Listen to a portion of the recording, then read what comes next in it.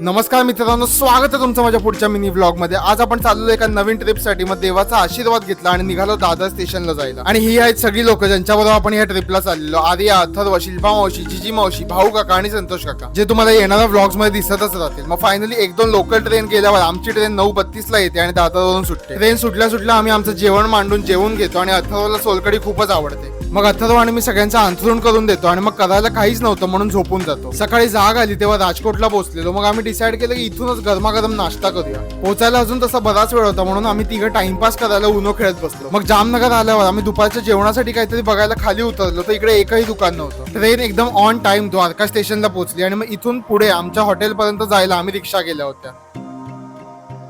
मग रिक्षामध्ये बसलो आणि पोहोचलो आमच्या हॉटेलला, द ग्रँड लधुकारा. हॉटेलमध्ये एंटर केल्या तुम्हाला छान अशी कृष्णांची मूर्ती बघायला मिळते आणि लिफ्ट मध्ये सुद्धा असे पेंटिंग्स आहेत. मग रूम मध्ये पोहोचून मस्त फ्रेश झालो आणि तयारी करून वरतीच असलेल्या रेस्टॉरंट मध्ये जेवायला गेलो. पुढे दिवसात आम्ही काय काय केलं हे आपण पुढच्या व्लॉग मध्ये बघूया. तोपर्यंत मला फॉलो करा अशाच मजेदार मिनी व्लॉग साठी.